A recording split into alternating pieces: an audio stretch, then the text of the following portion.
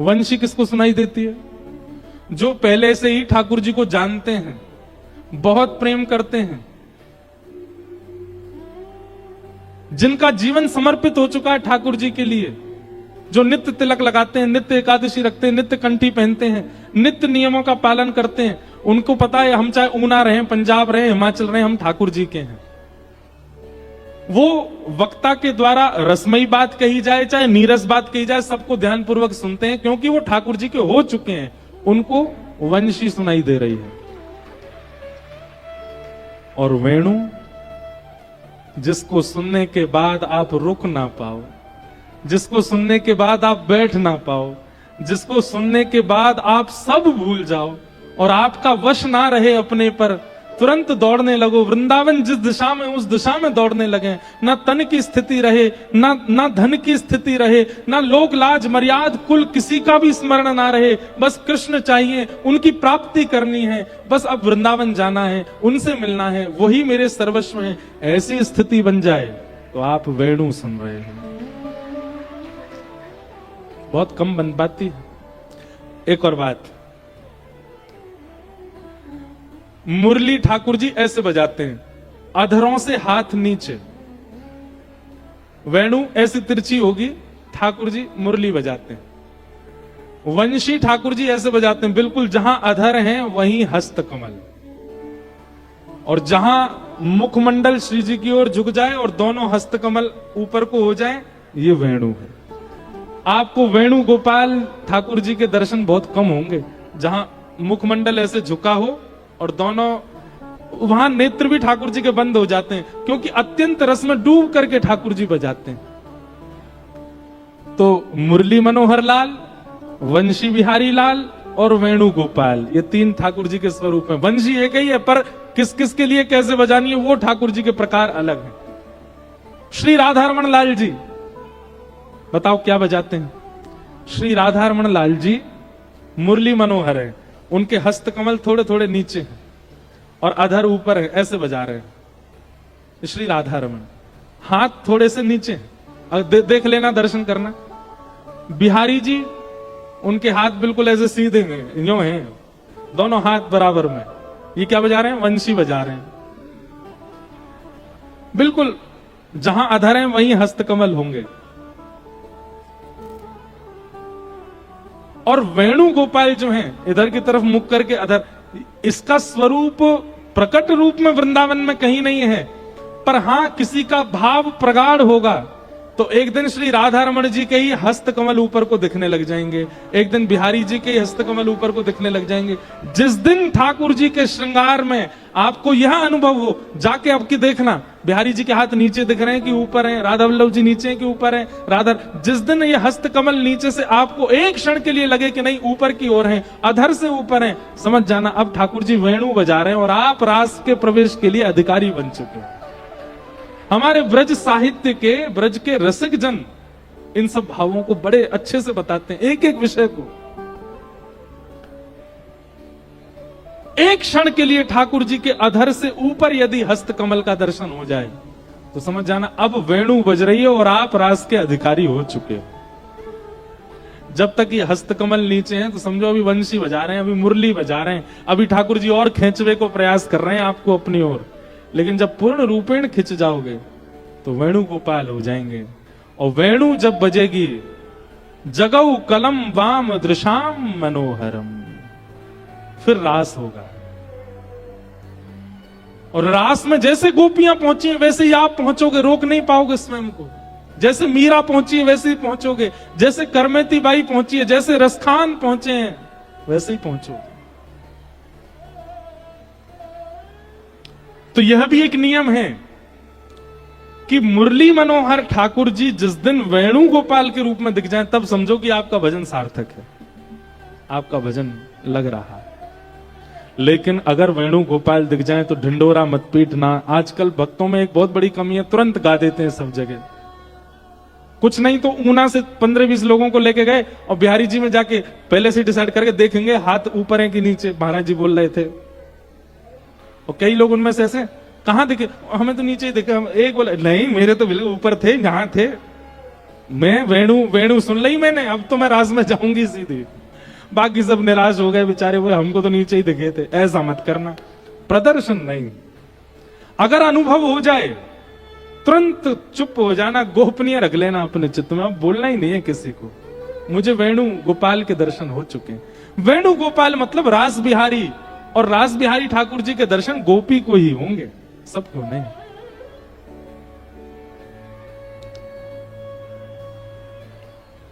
गोपियां सब दौड़ी, वेणु सुनते ही रोक नहीं पाई स्वयं को, दौड़ने लगी। जैसे ही पहुंची भगवान ने सबका स्वागत किया, पतिव्रता नारी के धर्म समझाने लगे, सबको वापस भेजने के लिए भगवान कई कई उपाय बताने लगे कि ये सब सुन सुना के थोड़ी डर जाएं, वापस चली जाएं। पर गोपियां डरने वालों में से नहीं थी। ठाकुर जी डरा रहे थे, तुम्हारा पतिव्रता धर्म टूट गया, अरे राम राम राम राम, अपने सास ससुर पति सबको छोड़ के आ गए, एक छोटे से बालक को मिलने के लिए आई हो, कितना जघन्य पाप कर रही हो। ठाकुर जी ने खूब भयभीत कराया, पर गोपियां नहीं डरी।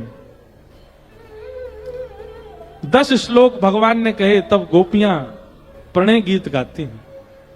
मैवं भिवोर्हति भवान गदितुम नृशंसम् संत्यज्य सर्व विषयांस्तव पादमूलम् भक्ता भजस्व दुर्भग्रहमात्यजास्मान् देवो यथादि पुरुषो भजते मुमुक्षु। हे नाथ, बहुत सुंदर है प्रणय गीत।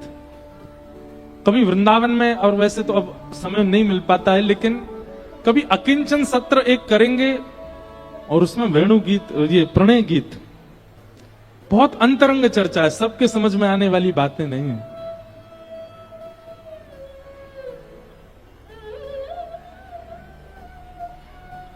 कियत पत्य पत्य सुहृदामनुवृत्तिरंग स्त्रीणां स्वधर्म इति धर्म विदात्मयुक्तम् अस्त्वेवमे तदुपदेश पदे त्वयीशो प्रेष्ठो भवांस्तनुभृतां किली बंधुरात्मा। गोपियां कहती हैं, बोले नाथ आपने बहुत सुंदर प्रवचन किया स्त्री धर्म का, पर आपके द्वारा स्त्री धर्म का प्रवचन सुनकर के हमको ऐसा लगा कि कहीं आपको ऐसा लगता है कि हम स्त्री धर्म जानती नहीं है। बताई तो उसको जाती है बात जो ना जानता हो। कहीं आप ऐसा तो नहीं सोच रहे कि कहीं हम पतिव्रता नारी नहीं है, हम अपने पतियों को छोड़ के पर पुरुष के पास चली आई हैं, तो कहीं आप हमको व्यभिचारिणी तो नहीं समझ रहे हो।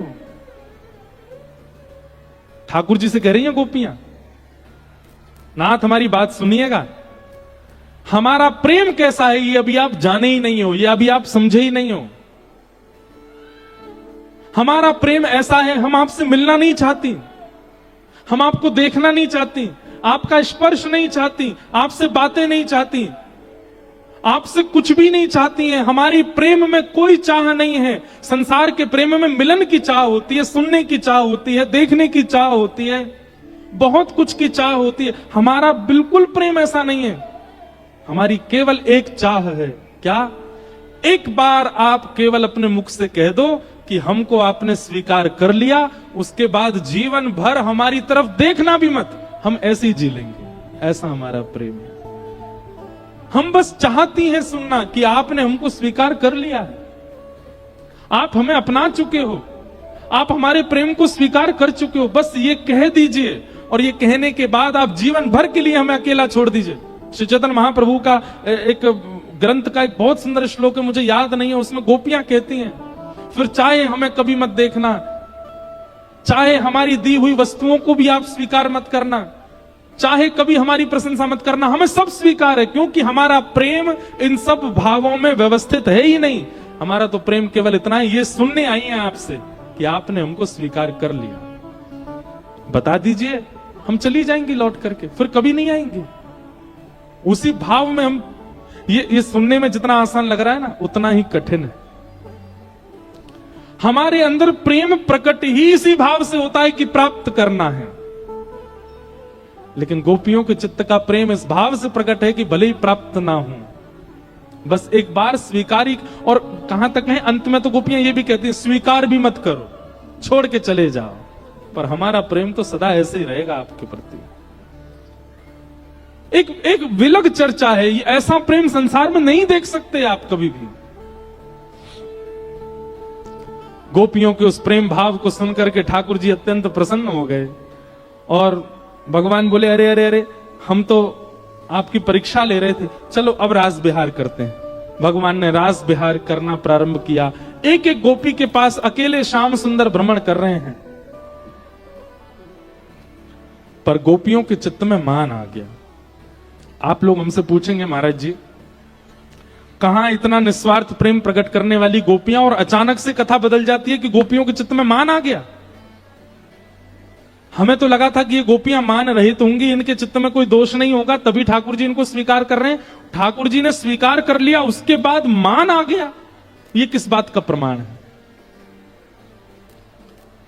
गोपियों के चित्त में मान शिक्षात्मक रूप से आया। ध्यान से सुनिएगा सब लोग। कई बार छोटा बच्चा होता है ना, उसको मां बोलती है उधर नहीं जाओ, उधर नहीं जाओ, वो बालक नहीं मानता, तो मां क्या करती है, उस बालक को दिखाते हुए खुद जाती है और खुद जाकर के वहां किसी वस्तु को छू के फिर ऐसे करती है, हो लग गई लग गई लग गई लग गई, तो फिर बालक डर जाता है, बोलो यहां मुझे नहीं जाना, मां को यहां पीड़ा हुई है। ठीक वैसे इसको कहते हैं शिक्षात्मक लीला। गोपियों के चित्त में मान आया नहीं है, ये शिक्षा के लिए गोपियां कर रही हैं, हम लोगों को समझाने के लिए। क्या कि भाई ठाकुर जी अगर आ गए और आप बिना गुरु कृपा, बिना गुरु आज्ञा माने अगर ठाकुर जी को प्राप्त कर लोगे, तो आपके चित्त में मान आ जाएगा कि मैंने ठाकुर जी को प्राप्त कर लिया। इसलिए गुरु आज्ञा, गुरु शिक्षा, गुरु निर्देशों का पालन करते ही जाइएगा ठाकुर जी के पास। गोपियां बोली हम बिना गुरु आज्ञा, बिना गुरु निर्देश, बिना गुरु इच्छा के हम चली आई हैं, इसलिए हमें मान आया। ये गोपियों को नहीं आया है, हमको शिक्षा देने के लिए आया है। आप मत जाना। अब यहां गुरु दीक्षा लेने की भी बात कह दूं तो कोई अतिशयोक्ति नहीं, पर गुरु दीक्षा से ज्यादा गुरु दिशा, गुरु आज्ञा मान के, गुरु दिशा लेकर, गुरु की कृपा मान करके तब ठाकुर जी के सानिध्य में जाओगे तो मान नहीं आएगा। नहीं तो आजकल सोशल मीडिया पे लोग अपने घर के ठाकुर जी के मुंह में चम्मच लगा देते हैं दूध की और वीडियो बना, देखो हमारे ठाकुर जी गोपाल जी दूध पी गए, दूध पी गए। मान आ जाता है। हमारे ठाकुर जी तो ऐसे दूध पी लेते हैं। ये मान क्यों आता है भक्ति में? बिना गुरु निर्देशन, बिना गुरु शिक्षा के अगर जाओगे तो मान आएगा। ये गोपियां शिक्षा दे रही हैं हमको। ठाकुर जी जैसे अंतर ध्यान हुए, मान आ गया गोपियों को, ठाकुर जी अंतर ध्यान हो गए, तब गोपियों ने कहा अब गुरु शरण जाओ। गुरु कौन है? श्री किशोरी जी। तब किशोरी जी की शरण में सब गोपियां गईं। हा नाथ रमण प्रेष्ठ क्वासी क्वासी महाभुज दास्यास्ते कृपणाया में सखेद शय सन्निधि।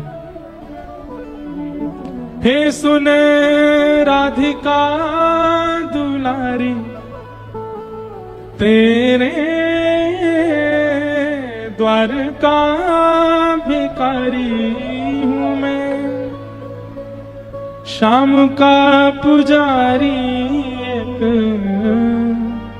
पीड़ा है हमारी, हमें श्याम ना मिला, हमें श्याम ना मिला, हमें श्याम ना मिला।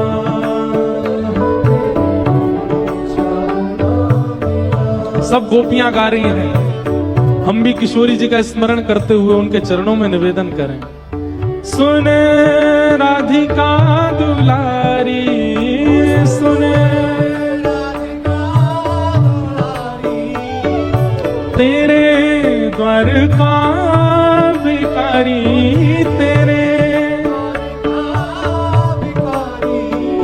तेरे शाम का पुजारी एक पीड़ा है हमारी, हमें श्याम ना मिला, हमें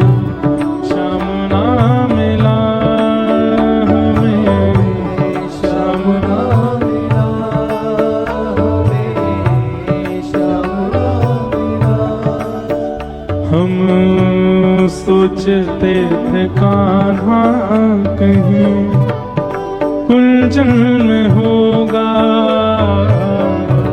सोचते थे कान्हा कहीं कुंजन में होगा। हम सोचते थे कान्हा कहीं कुंजन में होगा, सोचते थे कान्हा कहीं कुंजन में होगा। ओ अभी तो मिलन का हमने सुख नहीं भोगा,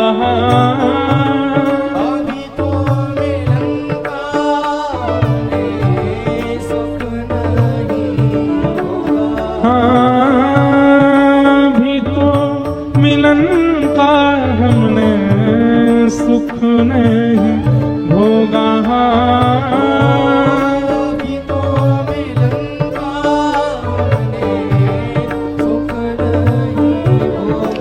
सुन के प्रेम की परिभाषा, सुन के प्रेम की परिभाषा, मन में बंधी थी जो आशा,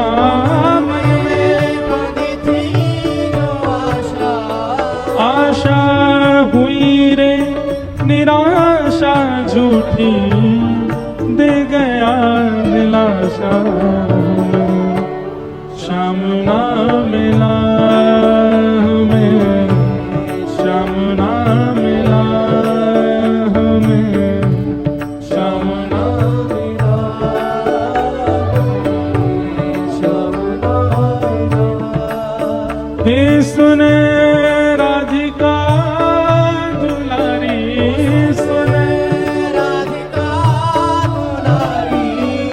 तेरे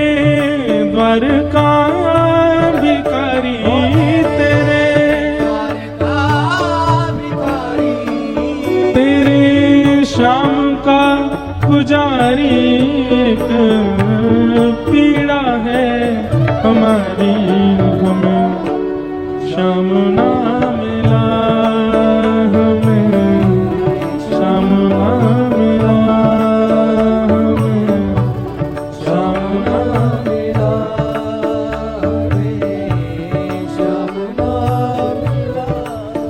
हमें श्याम ना मिला, हमें श्याम ना मिला, हमें श्याम ना मिला, श्याम ना मिला। गोपियां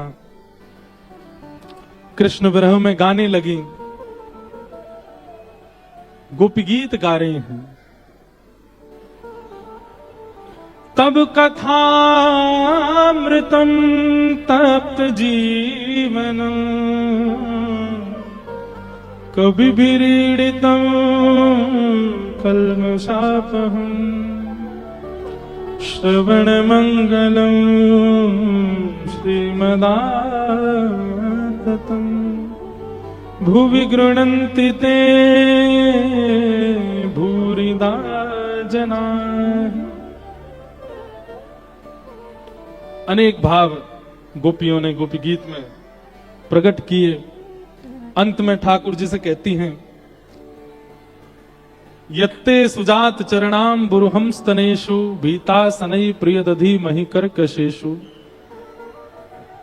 तेनाटवी मटसि तद्यततेन किंस्वित, कूर्पादिभिर भ्रमतिधिर भवदायु शामना। गोपियों ने गोपी गीत गाया और इस गीत के गाते ही जैसे रुरुदुस्वस्वरम राजन कृष्ण दर्शन लालसा, तुरंत ठाकुर जी ताशा माभिर्भूत सौरी स्मयमाय मुखाम्भुज, पीतांबर धरश रघुवी साक्षान मनमथ मनमथ। ठाकुर जी वहीं प्रकट हो गए और प्रकट होकर के सब गोपियों का स्नेह स्वीकार किया। जितनी गोपियां थी अब ठाकुर जी ने उतने रूप धारण कर लिए और यमुना तट पर महारास किया। बहुत सूक्ष्म में मैंने सब भाव बता दिए हैं। क्योंकि विषय अभी बहुत दूर तक हमको जाना है, इसलिए हम क्रम ज्यादा विस्तार नहीं कर रहे हैं।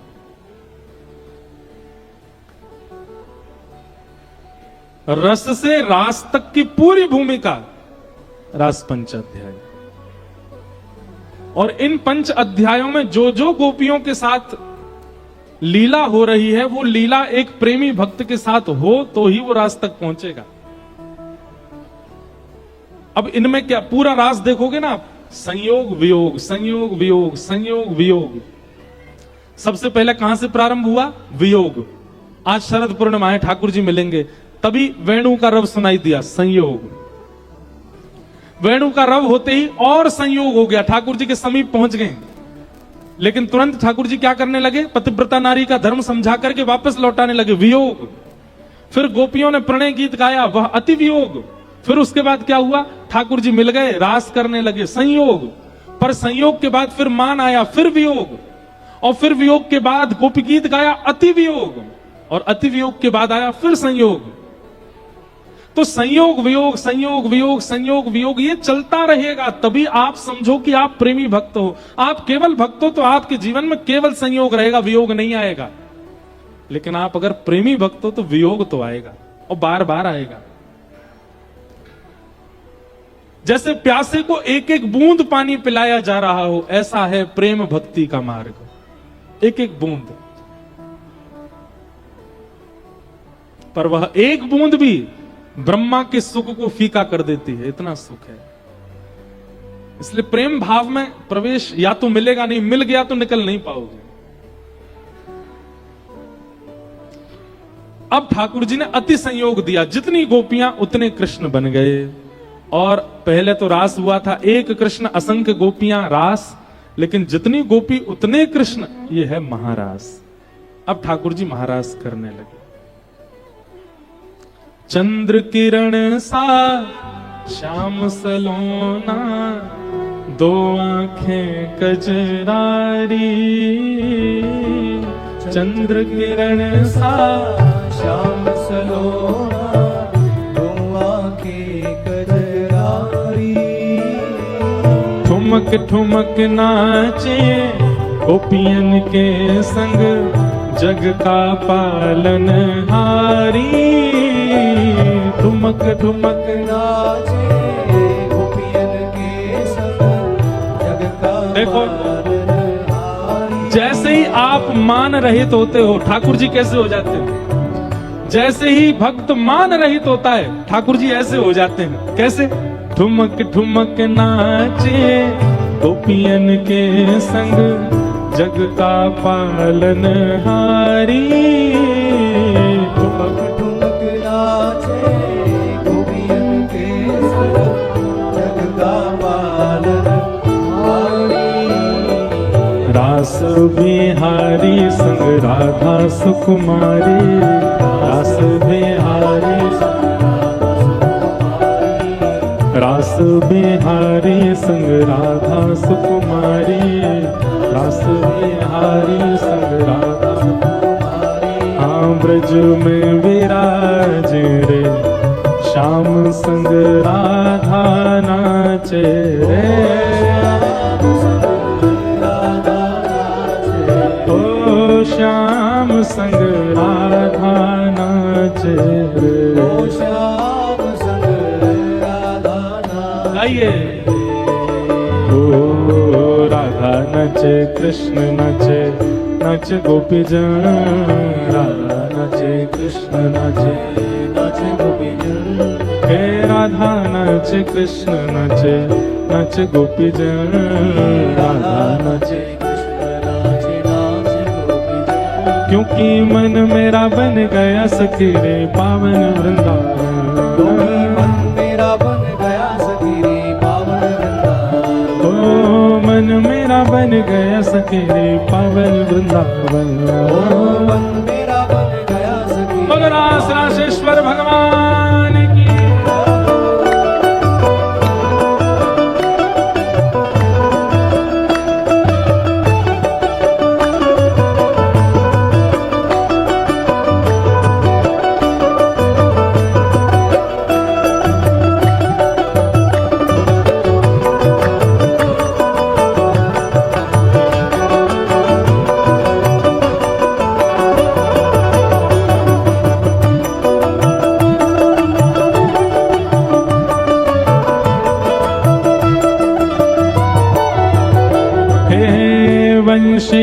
तट पे, यमुना तट पे कान्हा रास रचावे।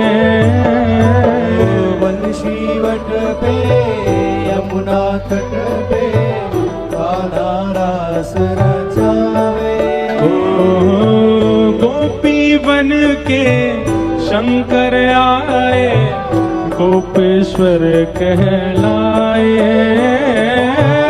गोपी बन के शंकर आए, गोपेश्वर कहलाए। बोल गोपेश्वर महादेव की। गोपी बन के शंकर आए, गोपेश्वर कहलाए। गोपी बन के शंकर आए, गोपेश्वर कहलाए। डम डम डमरू बाजे कान्हा की मुरली पे, डम डम बाजे कान्हा की मुरली पे। डम डम डमरू बाजे कान्हा की मुरली पे, डम डम। ओ जग सारा नाचे रे, श्याम संग राधा नाचे रे। ओ श्याम संग राधा नाचे रे।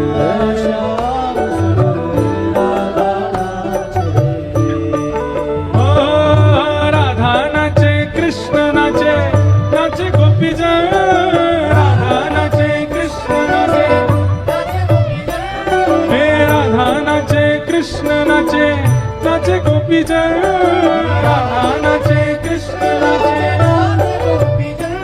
क्योंकि मन मेरा बन गया सखीरी पावन वृंदावन। क्योंकि मन मेरा बन गया सखीरी पावन वृंदावन। क्योंकि मन मेरा बन गया सखीरी पावन वृंदावन।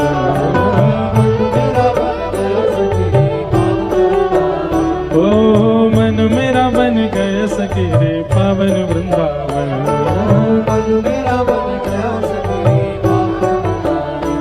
ओ गोकुल में देखो, वृंदावन में देखो रे, गोकुल में देखो, वृंदावन में देखो। गोकुल में देखो, वृंदावन में देखो रे, गोकुल में देखो, वृंदावन में देखो। हे गोकुल में देखो, वृंदावन में देखो। हे मेघा गाजे रे, श्याम संग राधा नाचे रे। हे श्याम संग राधा नाचे रे। हे कृष्ण संग श्यामा नाचे रे।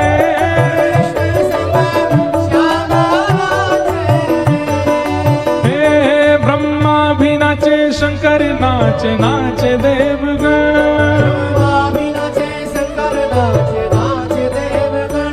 सूरज भी नाचे, चंदा नाचे, नाच तारागण।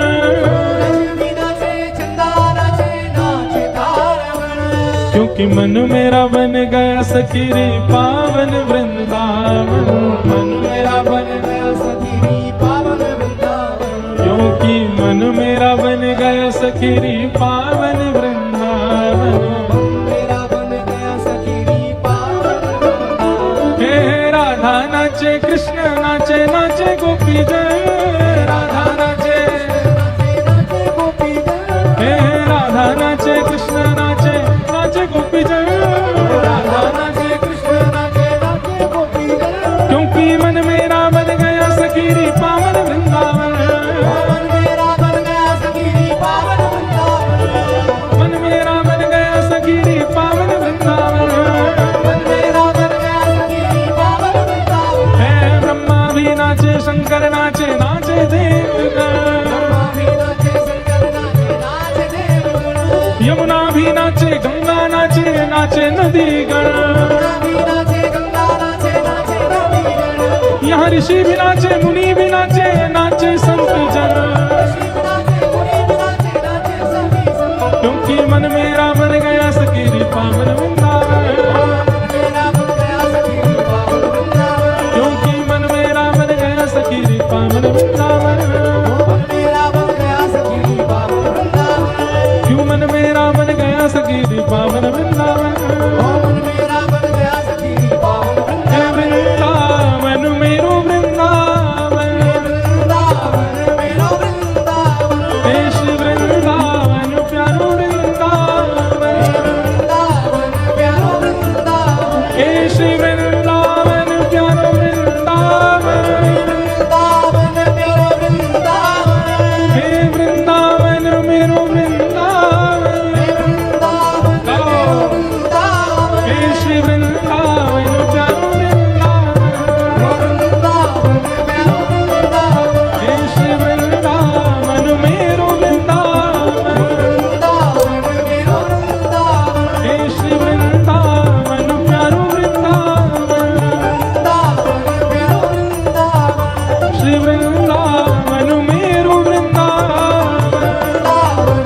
बलराज राजेश्वर भगवान की जय। जय श्री राम। जय जय श्री राम। जय जय श्री राम।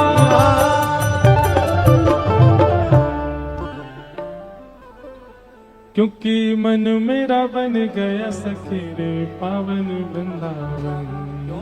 मन मेरा बन गया सखी हे राधा नाचे कृष्ण नाचे, नाचे गोपी जन।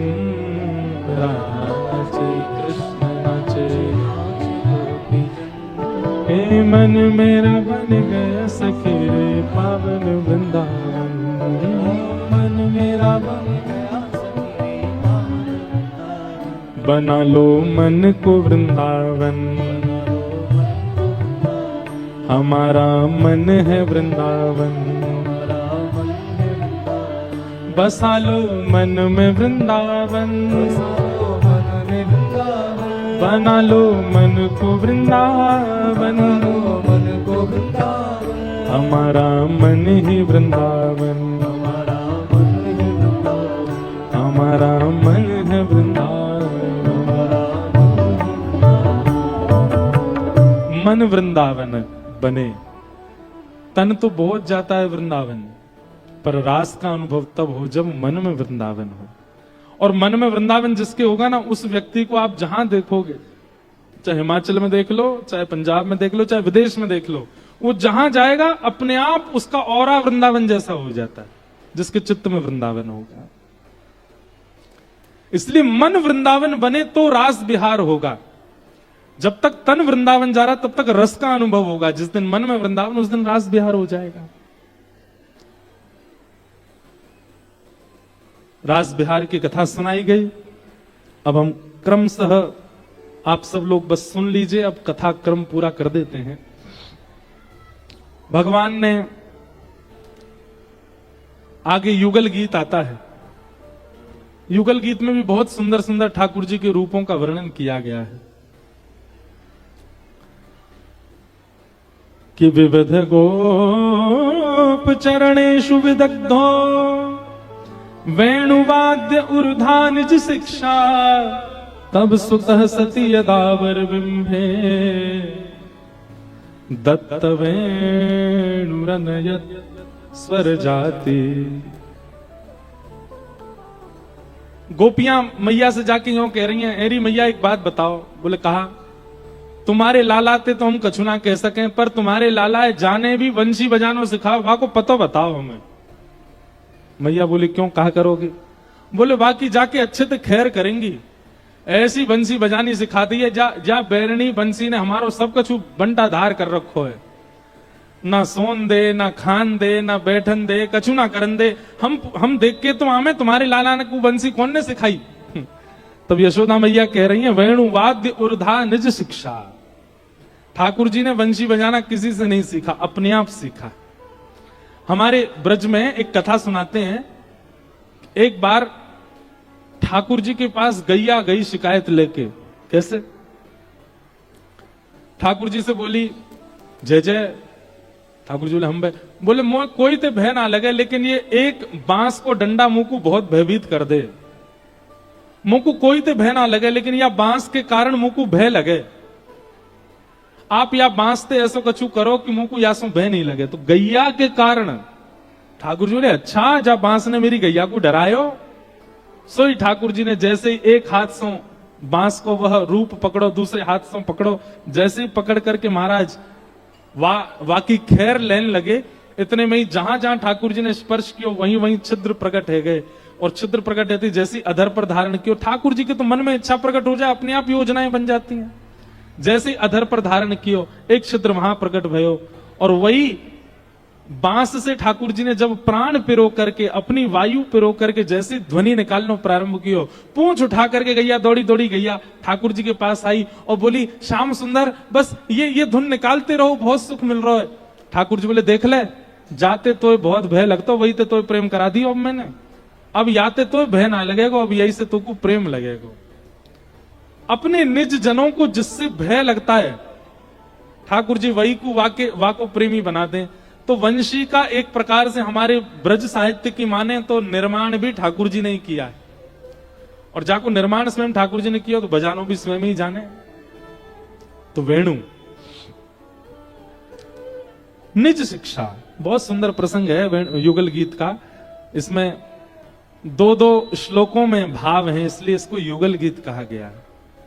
गोपियां एक श्लोक में प्रश्न करती हैं, फिर दूसरे श्लोक में उत्तर दे देती हैं, इसलिए इसको युगल गीत कहा। आगे कंस के द्वारा धनुर्यज्ञ किया गया।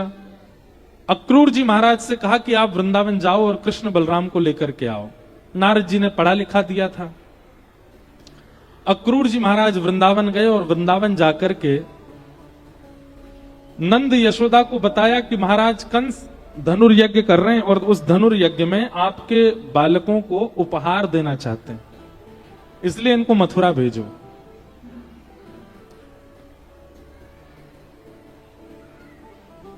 भगवान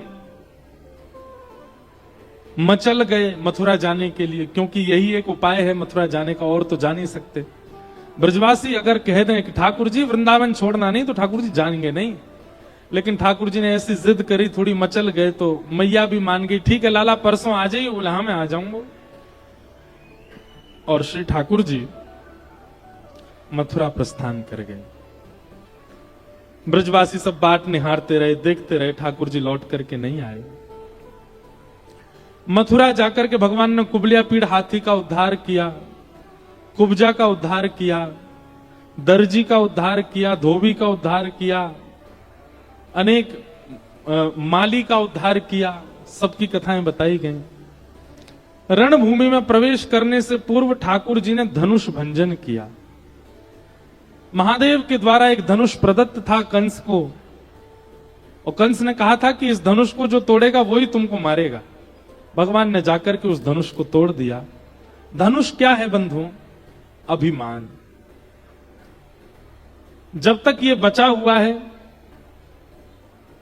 तब तुमको लगेगा कि तुमको कोई हरा नहीं सकता, लेकिन जिस दिन तुम्हारा मान तोड़ने वाला आ जाएगा उसी दिन तुम्हारा नाश प्रारंभ है।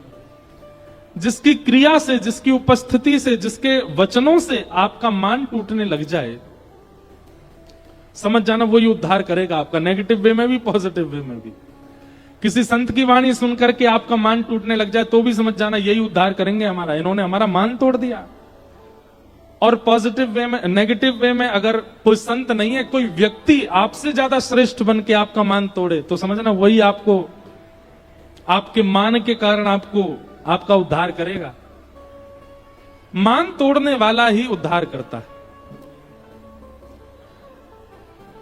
भगवान ने मान तोड़ दिया। कंस घबरा गया, अब मेरी मृत्यु आ गई। भीतर प्रवेश करके भगवान ने बड़े बड़े मल्लों को मारा, और मल्ल युद्ध करने के बाद महाराज कंस के ऊपर, जहां 50 सीढ़ी ऊपर सिंहासन पर बैठे थे, एक छलांग मार करके ठाकुर जी पहुंच गए उसके पास।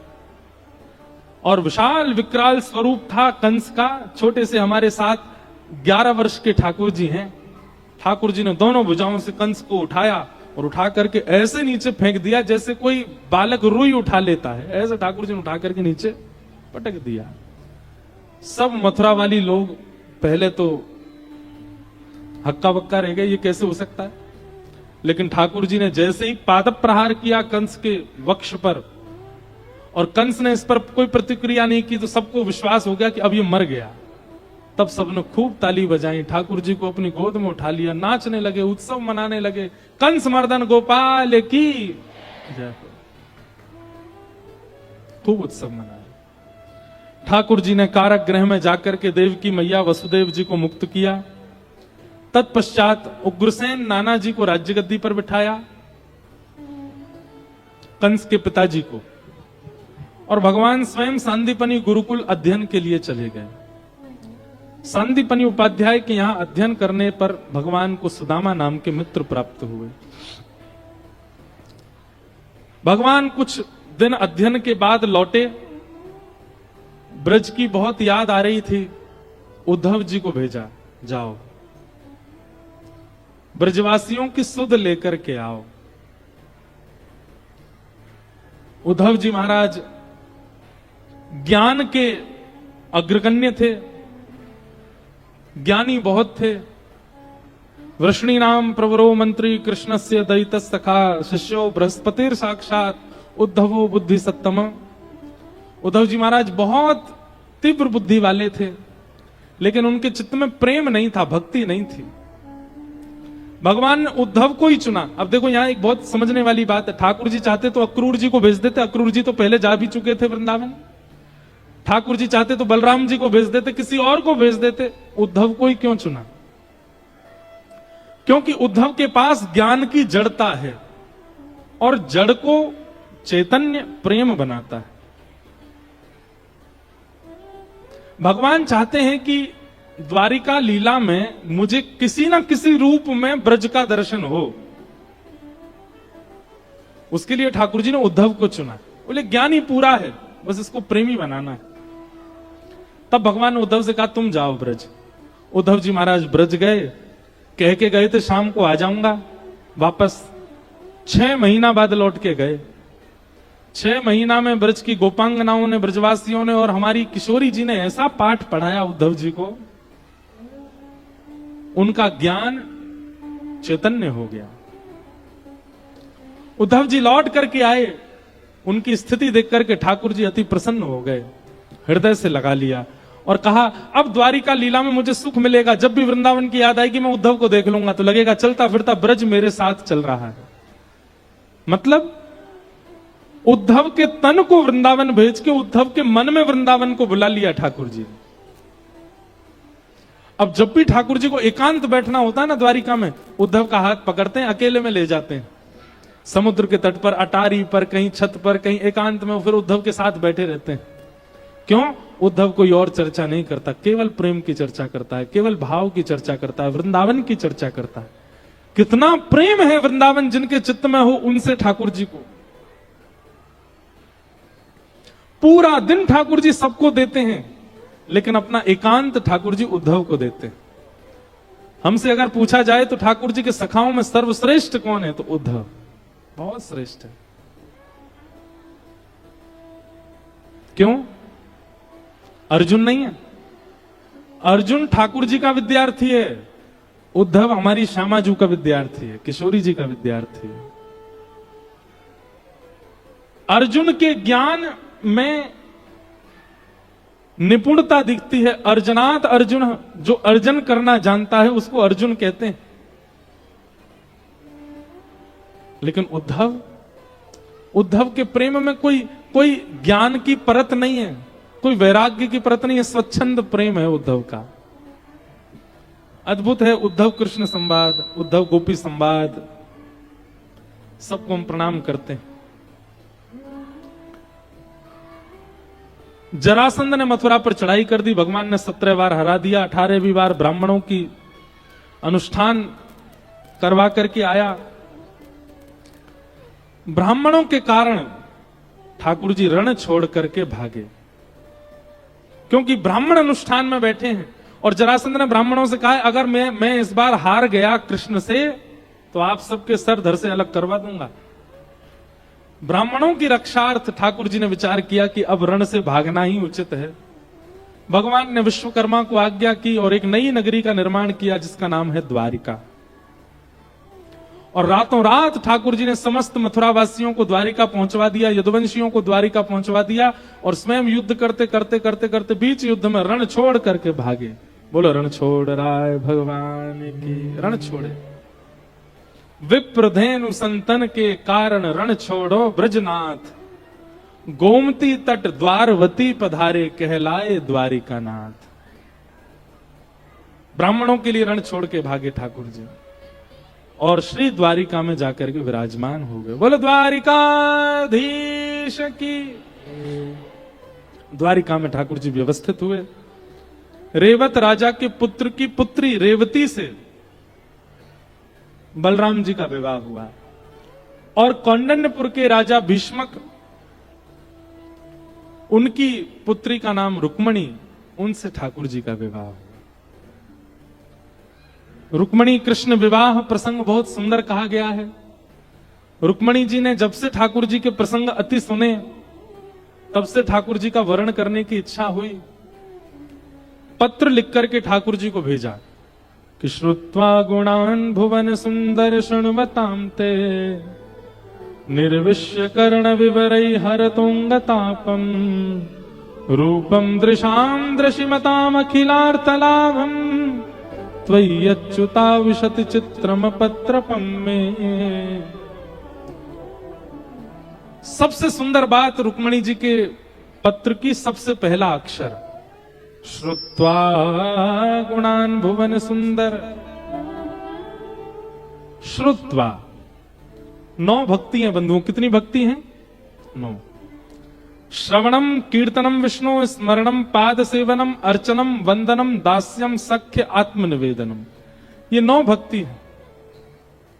नवदा भक्ति का प्रारंभ कहां से होता है? श्रवणम, श्रवण भक्ति। ठाकुर जी को प्राप्त करने के लिए 9 सीढ़ियां चढ़नी पड़ेंगी, उसमें सबसे पहली सीढ़ी है श्रवण। अगर आपकी श्रवण में रुचि नहीं है, कैसी रुचि होनी चाहिए पता है? श्रवण में बहुत तेज नींद आ रही है, बहुत तेज भूख लग रही है, किसी कार्य के प्रति आप अत्यंत तीव्रता से जा रहे हो और अचानक कोई आकर के कह दे अरे भाई वहां प्रवचन चल रहे हैं, महाराज जी आए हैं, इंद्रेश जी आए हैं, वो आए हैं, चलो सुनने चल रहे हैं, तुरंत आप बोलो भोजन बाद में, पहले सुन लें। ऐसी रुचि जब श्रवण के प्रति बढ़ती है तो 8 भक्ति जो और हैं वो करनी नहीं पड़ती, अपने आप आ जाती।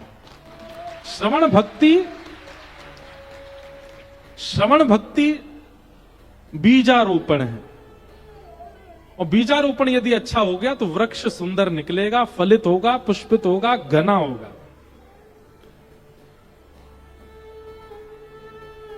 कल हम एक जगह गए थे पहाड़ों में, हमीरपुर।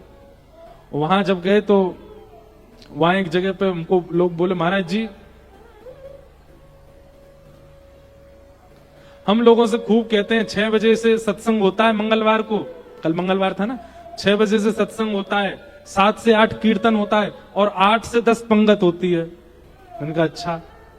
बोले महाराज जी 6 से पौने 8 बजे तक एक आदमी नहीं आता, और बोले पौने 8 बजे इतनी भीड़ आती है, इधर से उधर से यहां से वहां से, पूरे हमारे हॉल भर जाते हैं। क्यों? 8 बजे पंगत है। बोले आप बोल के जाओ सत्संग में रुचि बने लोगों की।